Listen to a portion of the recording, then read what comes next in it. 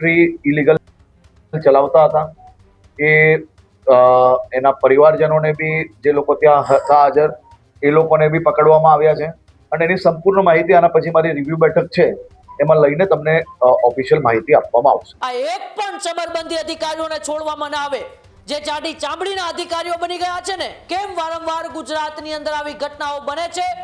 તંત્ર આમાંથી શીખવાનું નામ જ નથી લેતું. માત્ર ને માત્ર તમારા ખિસ્સા ભરવા માટે ને પૈસા કમાવા માટે તમે જે આ કામ કરી રહ્યા છો ને તેમનો ભોગ આવા સામાન્ય લોકો વારંવાર બને છે. જો ભાગ્યા છે ને, જો ભાગ્યા છે તો બધાને જબા ઉતારવાના કામ અમે કરીશું. હજુ સુધી તમે અમારી ચેનલને સબસ્ક્રાઇબ નથી કરી તો અત્યારે જ ન્યૂઝરૂમ ગુજરાતને સબસ્ક્રાઇબ કરો. ફેસબુક અને ઇન્સ્ટાગ્રામ પર ફોલો કરો.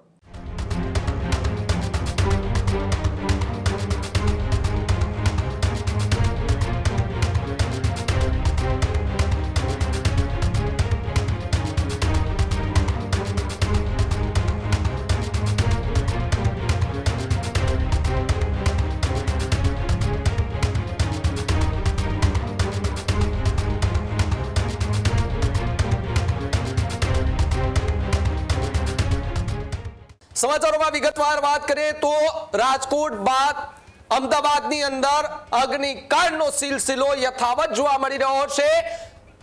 ગાત્રાડ રોડ પર જે ખુલ્લામાં ચાલી રહેલી ગેરકાયદેસર ફેક્ટરી હતી રામોલ નજીક, એની અંદર આગ લાગી છે ત્યારે જે આખી ઘટના બની છે તેને લઈને ગંભીર સવાલ. વાંચ ગામની જેમ મહેમદપુરામાં પણ ઘરે ઘરે ફટાકડાઓ બનતા જોવા મળી રહ્યા છે.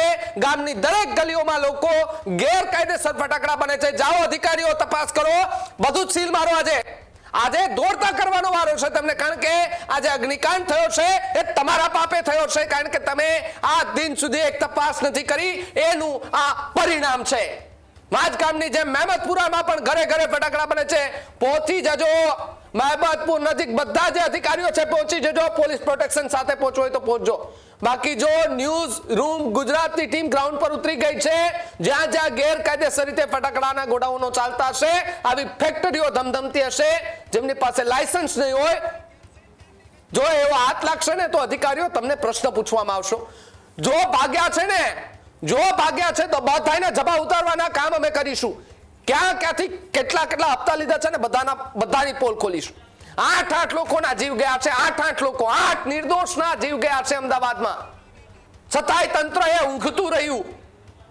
જ્યારે લાયસન્સ રદ થયું છતાંય કેમ આવી ફેક્ટરીઓ ચાલતી હતી, કેમ એમના પર ન કાર્યવાહી થઈ?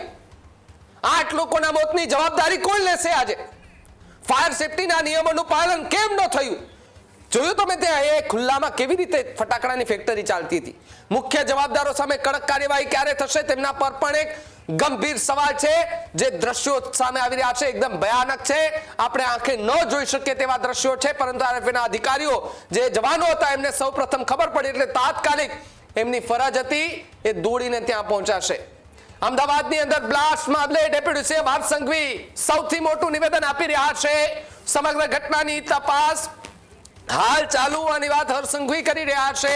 બીજી તરફ જેસીબી દ્વારા આ બાબતે જે પ્રમાણે તપાસ કરવામાં આવી રહી છે તેવી પણ વાત છે.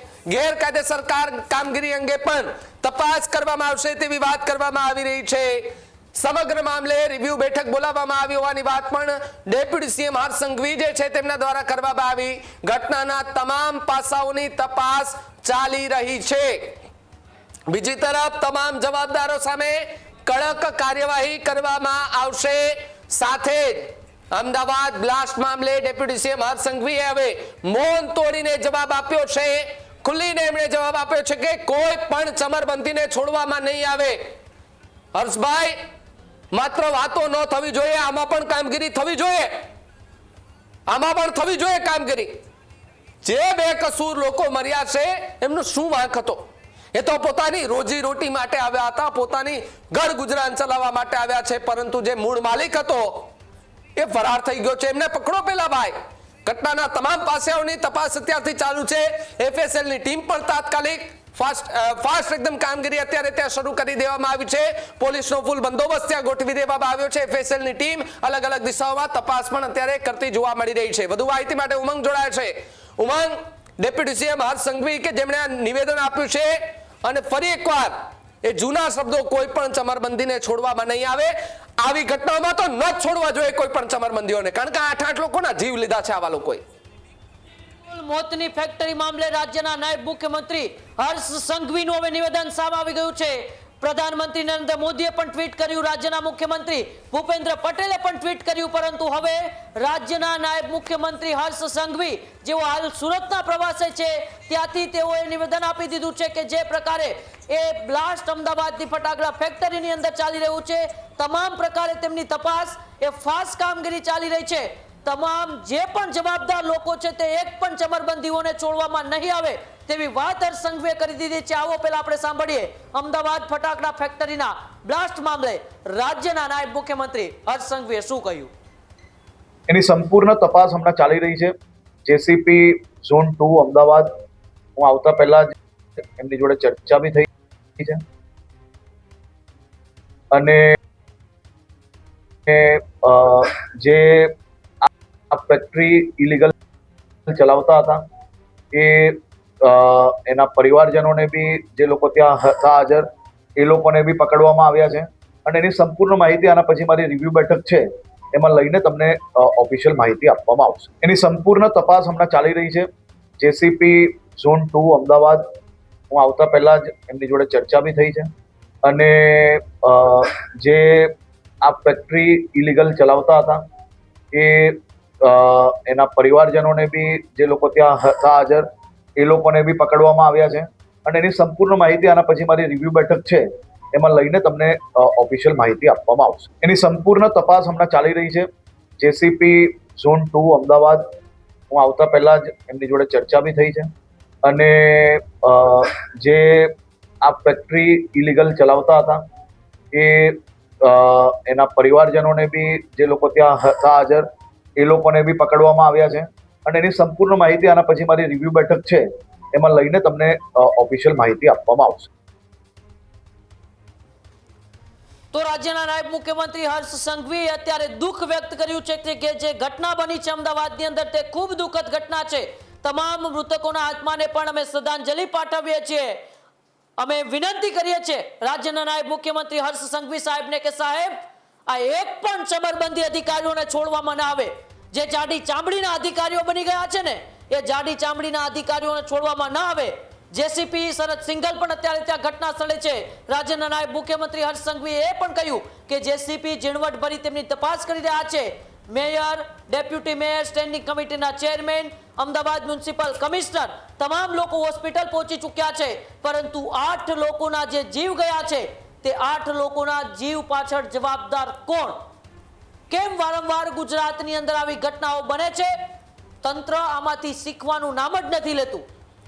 2 મહિના તમારે રૂલ્સ ફોલો કરાવવાના હતું, એનું એક ગુજરાતની અંદર ચલાવવાનું. ભલે લોકો જીવે કે મારે આ લોકોને કોઈ પણ પ્રકારનો ફેર નથી પડતો. 8 લોકો એ જીવતા ભડથું થઈ ગયા અને વાચ ગામની અંદર આવી કેટલી ગેરકાયદેસર ફેક્ટરીઓ ચાલે છે. ગુજરાતના એ લગભગ 10 થી 15% ફટાકડા વાચ ગામની અંદર બનતા હશે અને તમામ ફેક્ટરીઓ છે તે ગેરકાયદેસર ચાલે છે. તો કોની રહેમ નજર હેઠળ ચાલે છે? આ તો એક ફેક્ટરીમાં બ્લાસ્ટ થયો. આપણે પ્રાર્થના કરીએ છીએ ઈશ્વરને કે આવું બીજી કોઈ પણ ફેક્ટરીમાં ન થાય અને તે પહેલા આપણે આશા રાખીએ છીએ તંત્ર પાસે કે તંત્ર જાગી જાય અને જે આવી ગેરકાયદેસર ફેક્ટરીઓ ચાલે છે ને એ ગેરકાયદેસર ફેક્ટરીઓને બંધ કરાવી દે. પોતાના ખિસ્સા ભરવાનું ના જુએ. સાહેબ, હસતો ખેલતો પરિવાર તમને આપ્યો છે, સરકાર સારો એવો પગાર તમને આપે છે, રહેવા માટે મકાન આપે છે, ગાડી આપે છે, તેમ છતાંય કોકની જિંદગી સાથે શા માટે તમે રમો છો? શા માટે કોકની જિંદગીને તમે જીવમાં જોખમમાં મૂકો છો? તમારા ખિસ્સા ભરવા માટે, માત્ર ને માત્ર તમારા ખિસ્સા ભરવા માટે ને પૈસા કમાવા માટે તમે જે આ કામ કરી રહ્યા છો ને તેમનો ભોગ આવા સામાન્ય લોકો વારંવાર બને છે. તમારા સંતાનો સુખી નહીં થાય સાહેબ. તમારા સંતાનો તમને સવાલો કરશે. યાદ રાખજો, આ જાડી ચામડીના અધિકારીઓ તમને જ કહું છું, યાદ રાખજો. જ્યાં સુધી તમે ભ્રષ્ટાચાર કરીને સામાન્ય લોકોના જીવ જોખમમાં મૂકશો ને ત્યાં સુધી તમારા સંતાનો પણ તમને સવાલો પૂછશે. વારંવાર આવી ઘટનાઓ ગુજરાતની અંદર બને, વારંવાર આવી ઘટનાઓ બને આપણે એમ હતું કે તક્ષશિલા કાંડ પછી આ લોકો સુધરી જશે, નિયમો પડાવશે, પરંતુ નહીં. ટીઆરપી ગેમ ઝોન પછી આ લોકો સુધરી જશે, પરંતુ નહીં. કપડવંજની અંદર હમણાં જ થોડા દિવસો પહેલા ફેક્ટરીની અંદર બ્લાસ્ટ થયો, 10 કિલોમીટર સુધી ધરાધ્રુજી, તેમાં પણ 1-2 લોકોના જીવ ગયા. ત્યારે એમ થયું કે આ લોકો સુધરી જશે, નહીં. આ લોકોને હવે માનવતા ક્યાં મરી ગઈ છે ને એ ખબર નહીં પડતી. લોકોના જીવની કિંમત જ નહીં આ લોકોને. અધિકારીઓ માત્ર ને માત્ર ભ્રષ્ટાચાર કરી રહ્યા છે, અને જ્યારે આવી ઘટનાઓ બને એટલે પછી કહી દેવાનું કે તપાસ ચાલી રહી છે, મૃતકોને આટલા લાખની સહાય આપી દીધી છે. અરે સાહેબ, તમે ને હું શું જાણો એ વેદના? એ તો જે વ્યક્તિએ પોતાના પરિવારનો સભ્ય ખોયો હોય એ વેદના જાણી શકે. ભાવિક, સતત ત્યાં તપાસ ચાલુ છે, ઉચ્ચ અધિકારીઓ પણ ત્યાં પહોંચી ચૂક્યા છે, એફએસએલની ટીમ પણ ત્યાં પહોંચી ચૂકી છે. અનેક નવા ખુલાસાઓ આ ફટાકડા ફેક્ટરીને લઈને સામે આવી રહ્યા છે. ન્યૂઝ રૂમ સતત તેમની ઉપર નજર રાખીને બેઠું છે અને સવાલો પૂછી રહ્યું છે અધિકારીઓને, સવાલો પૂછી રહ્યું છે અમદાવાદ મ્યુનિસિપલ કોર્પોરેશનને. સવાલ પૂછી રહ્યા છે એ આપણે અધિકારીઓને, જે અધિકારીઓની રહેમ નજર હેઠળ આ ફટાકડાની ફેક્ટરી ચાલતી હતી. ભાવિક, ખેડૂત ભાઈઓ છે ખેતરમાં ડ્રોન ઉડાવતા હોય છે ત્યારે આપણે એક પ્રશ્ન સતાવતો હોય છે કે જે આપણે અત્યાર સુધી જીપીએસ ટેકનોલોજી વાળા ડ્રોન વાપર્યા છે, જેથી કરીને મોબાઈલ ટાવર છે અથવા તો હાઈ ટેન્શન લાઈન પસાર થતી હોય, કોઈ વૃક્ષો હોય, ત્યારે જે જીપીએસ ટેકનોલોજી વાળા ડ્રોન છે એમાં ટકરાય અને ટ્રેસ થાય છે.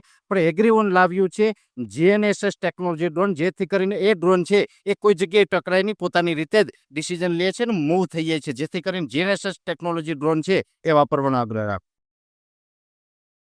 આ જ પ્રકારની તમામ અપડેટ જોવા માટે ન્યૂઝરૂમ ગુજરાતને લાઇક, શેર અને સબસ્ક્રાઇબ કરવાનું ભૂલતા નહીં.